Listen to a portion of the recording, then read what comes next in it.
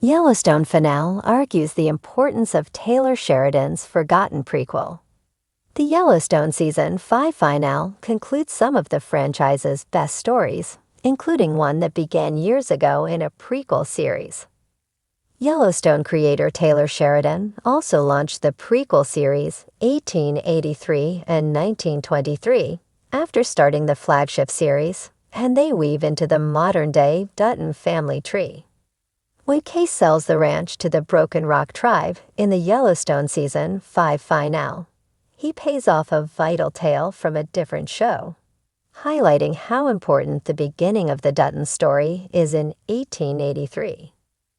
Paramount Network stages a supersized finale as Yellowstone Season 5.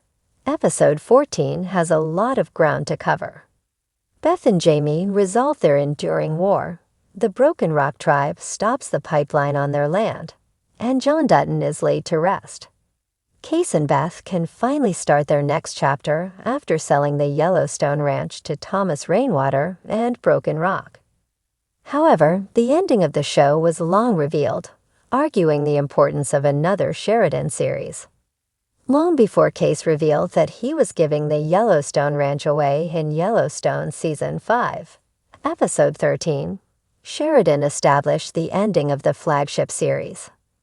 In the 1883 finale, the Yellowstone prequel series saw John Dutton IE's great-great-grandfather, James Dutton, settling in the Paradise Valley in Montana, where the family would live for the next 140 years. James found the valley due to a Crow elder named Spotted Eagle, who told him about the lush area due to his daughter's unfortunate fate, saying they could settle the Crow people's land with a significant caveat.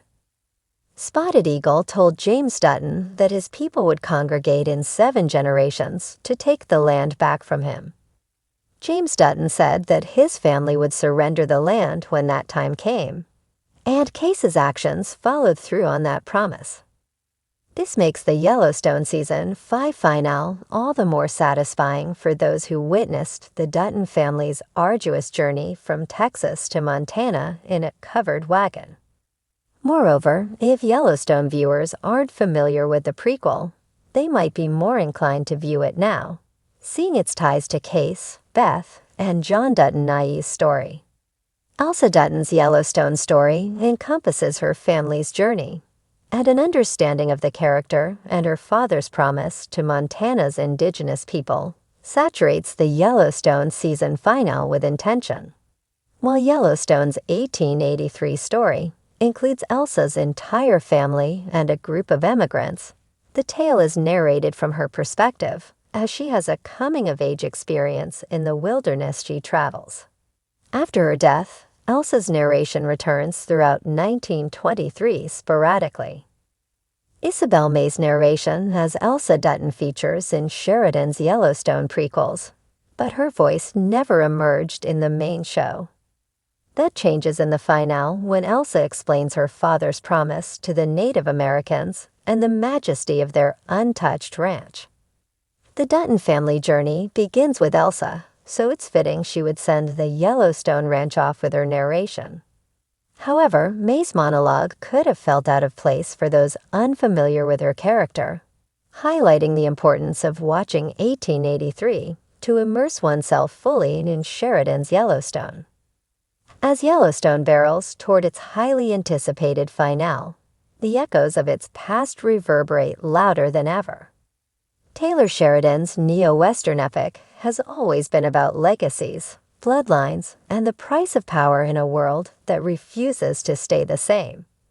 However, while the prequels 1883 and 1923 have received their due credit for expanding the Yellowstone universe, one forgotten piece of Sheridan's intricate storytelling tapestry is quietly proving to be the most crucial of all. 1932. The prequel that never materialized.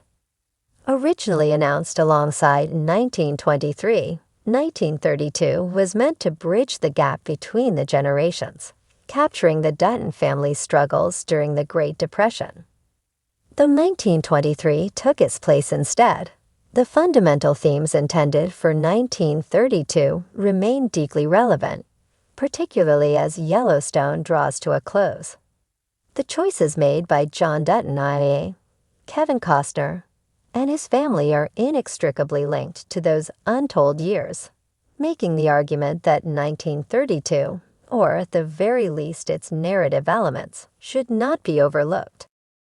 The weight of the past on the present. One of Yellowstone's strongest thematic through-lines is the notion that history repeats itself. The conflicts faced by John Dutton are the same ones that plagued his ancestors: land disputes, familial betrayal, and the constant struggle to preserve their way of life. 1923 gave us a glimpse into the resilience of the Dutton family amid war and economic turmoil, but the years that followed were arguably just as defining. Without 1932, there's a significant gap in the family's history, one that might hold the key to understanding why John Dutton is so adamant about holding onto his land, no matter the cost. Had 1932 been made, it likely would have explored the generational trauma that forged the Duttons into the hardened ranchers we see in Yellowstone. The Great Depression was a time of unprecedented hardship, forcing many landowners to make impossible choices. Did the Duttons lose family members during this era? Did they face foreclosure or betrayals that further solidified their distrust of outsiders? These are the very questions that could provide richer context to the Dutton saga as the modern era threatens to wipe their legacy away. The unfinished story. Sheridan's prequels have provided insight into the endurance of the Duttons, but 1932 would have addressed one of the biggest gaps in their lineage. Who took the reins of the ranch after Jacob Dutton, Harrison Ford, and Cara Dutton, Helen Mirren? Were they met with more violence, or did they manage to establish a period of peace? Without these answers, Yellowstone viewers are left filling in the blanks themselves, making the show's ending feel disconnected from its supposed origin story. If Yellowstone is about legacy, then its finale should reflect the weight of everything that came before it. The absence of 1932 creates an incomplete picture, especially when so much of John Dutton's personality and beliefs are shaped by the past. Even if 1932 was never made, its theme should still be acknowledged in the finale. Sheridan has a chance to weave in lost elements from that time period through flashbacks, family records, or even a revelation about the hardships endured by an unnamed Dutton ancestor. The importance of filling in the gaps. While 1883 showed us the brutal beginnings of the Duttons, and 1923 captured their resilience, 1932 was supposed to tell the story of survival in the harshest of times. That missing link is critical because the Great Depression tested the limits of landowners across America. It was a time when those with power became desperate, and those without it were forced to take drastic measures. John Dutton's final stand in Yellowstone is, in many ways, the culmination of those lost battles. His fierce determination to keep his ranch at all costs feels like the byproduct of a family that has spent generations fighting for survival. Without 1932 to illustrate that battle, the motivations of the modern Duttons feel slightly unmoored, missing the historical backbone that would have strengthened their resolve. Can Yellowstone course correct without 1932? Even without a fully realized 1932, Sheridan has an opportunity to subtly incorporate its intended themes into Yellowstone's finale. A well-placed letter, a long-buried family secret, or even a character recounting a passed-down tale of hardship could effectively tie the Duttons' past to their present. Yellowstone has always thrived on its ability to show how history informs the now, and the finale should not shy away from invoking that lost era. If Sheridan's storytelling philosophy has taught us anything, it's that history is never truly forgotten. Whether it's an abandoned prequel or a storyline left unexplored, the past always finds a way to seep into the present. As Yellowstone ends, it has the perfect opportunity to argue that 1932, even if it was never made, was one of the most important chapters of all. In the end, Yellowstone is about more than just one man or one generation. It's a story of survival, sacrifice, and the heavy burden of legacy.